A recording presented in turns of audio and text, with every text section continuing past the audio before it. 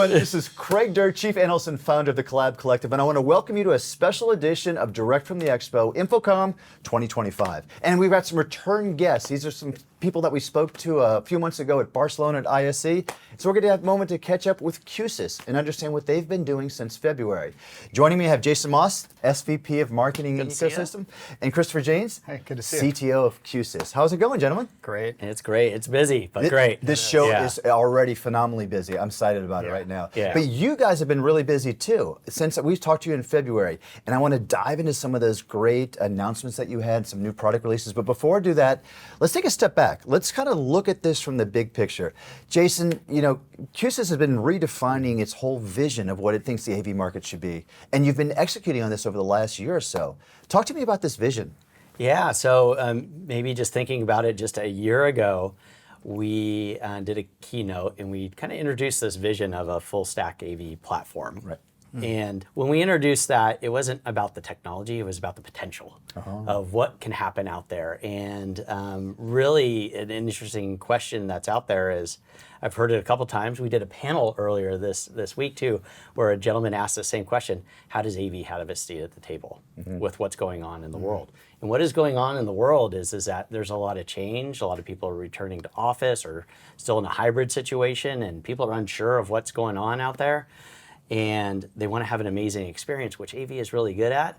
But the other thing is that people need to understand how these physical places are performing and are they getting the value out of it, and all the things we're investing in, is that making an impact? Right. And AV has a big role to play in that. And if we can start to do, not just deliver the amazing experiences, which our industry knows how to do, but start to deliver on that data and information on how these places are performing. Got it. That is what is happening out there. People want to know what their investment is and how to make their places better. It's more than just boxes. And you got some great customer examples that actually have embraced this idea that you're talking about right now. Tell me about some of those. Yeah, so there's a lot of great ones out there. We have a great case study with Zillow, who really looked at what they could do with a full stack AV platform and bringing all the information together. Because when you do one of these platforms, it's not just the products from us; it's a whole ecosystem of things that connect into it. Right. And so it helps people get a fuller visibility of not just a meeting room or this space over here, but connecting the whole floor plate of the building and really understanding how that is performing. And then we have Indiana University. We have a couple other really exciting ones that are out there. That I know they couldn't tell me as of yet. I'm looking forward to those coming out. Really cool case studies going, but a lot of customers are adopting this mentality of, well, how can I have a whole platform, have this better visibility, and then replicate it in multiple buildings or multiple sites around the country, around the world. And that's where we're seeing a lot of success. No longer are people just doing one-off projects. Okay, I understand. It's all about setting yourself up and your business for success by having this broader idea of what you want to base your technology off of. Okay. All right, well, both of you have used this term, I heard a lot, full stack AV, and I have to be honest with you, I'm trying to understand what this means. I know the products behind this, and I've had people ask me, is this more of a marketing positioning or is this product positioning? Help me and the audience understand what you mean by full stack AV and what's behind that. You're trying to ask if it's something I made up. Making him build. No offense to no, he's building cool stuff and I'm just putting some names around it. But. No, honestly, no offense, Jason, but that term itself came out of our work. So if you take a step back and you ask what's necessary to deliver on that vision that we just described, right? The idea that data can flow from the local edge all the way to the cloud.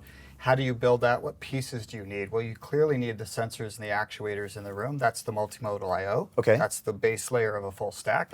You need on-premise low latency compute, where you can drive intelligence and actions and outcomes. That's the middle layer of that stack. That's intelligent OS. And then tie that to the cloud so that you have scalability horizontally. You have all the access to compute you might need in the cloud. Now you have all the necessary pieces. So that actually came out of an engineering intentionality of how are we going to build this thing that the industry really does need. I appreciate that because we're doing more than just putting boxes on site, right? Right. Now, you hit one part that's really exciting to me, and I want to dive into this a little deeper.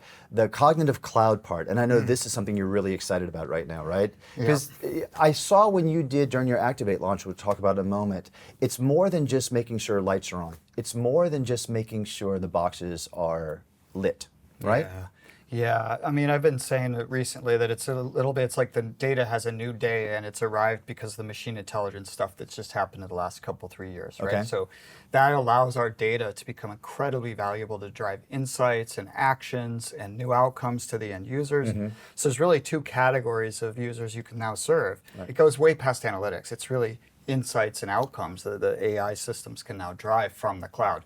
You have to have built an architecture that allows the data to get there for that. The other piece of it is that that data, as it flows through that architecture, can drive new outcomes at each layer of that stack. Which I think is really exciting, right? I had a chance to see some of the previews and what you call the Horizon Suite. This is some really exciting elements. I love the fact that you're actually sharing it with some certain customers to kind of get the understanding of the value that it's bringing to market and allows you to hone this. It's really a great closed circle of a customer-driven product release cycle. Yeah, and it will drive customer outcome because we have to get the industry past this sort of red light, green light status indicator mentality of the cloud, right? It's not just status, it's not even just analytics. It's really new insights and new outcomes that AI drives. Right. Yeah. And want to add to it too is, as you know, Chris talked about how you can get these at all the different layers in the stack. The great thing about it is you have a full stack architecture as a platform, but that full stack architecture kind of supports full stack ecosystem.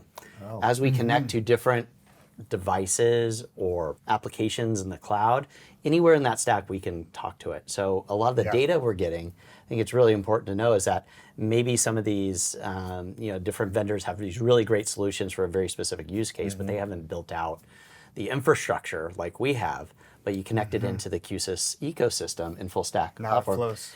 And it just creates this network effect of how much data you get, which just really helps us drive the insights and outcomes for the customers better. You have one of the broadest ecosystem of partners I've seen. So coming at it, for example, from the UC space, you have partnership with Microsoft and Zoom. Within the devices space itself and the Pro V, you have a broad array of cameras and devices in the rooms that you also support, besides your own product lines as well too, right? It's fantastic. But speaking of products, you guys just recently had your Activate event. Now you've had these in the past, but this one was phenomenal. I was on edge watching it. And by the way, kudos for doing it live. I appreciate that you guys actually took the brave step and were there live doing it as well too. Yeah, well, I like to say, like our customers do it live, so we do it live too, right? They have to go out there. They need to make sure that that stadium is working, the theme park is up and running, that performance goes on, that board meeting happens in the moment. So we got to use our technology to try and do the same thing and honor that. Well, Activate, not only was it phenomenally being live, but there was a lot of great products. There's probably more than I could list. Would you share with me some of the highlights from that product list? Yeah, let me do some of that. The key points are a new lineup of cores. Okay. So think about new I/O, new platforms. The Core 24F for sure brings you that. It's a big moment for us to introduce a new set of cores because the 110 was such a stalwart member of this industry for over like 10 years. Yeah, launched in 2015. So Wow, is that it's right? been so 10 years. Right. Yeah, so that's a big refresh of modernizing that technology in all kinds of ways, way more compute power and things. Vision Suite Accelerator is the part of that new Vision Suite hardware upgrade to have more efficiency, support more cameras. On top of that, the Vision Suite Designer application allows you to do visual design, a way faster commissioning process, understand what's happening in your space as you deploy the system. It's quite interesting. And then behind that, of course, we're still focused on Reflect. So that actually is really interesting. New analytics features, a lot to consume for sure on the feature side, but behind the scenes, and what's probably really important about 10.0 is we have been re-architecting the infrastructure of the entire platform. What's happened with 10.0 now is we've uncoupled the release patterns from your cloud from all the other designer suites in your hardware suite. So now we can, at any moment, when a new feature arrives in our cloud, turn it on for you to get faster access to those features. So you've actually kind of flipped the bit that this is a software-driven release cycle instead of being a hardware-driven one. That's fantastic. What a great customer benefit. Yeah, and I do want to say too that the amount of energy that went into all our best practices on stability, quality. This is probably the first release that we've implemented new processes in our development cycles.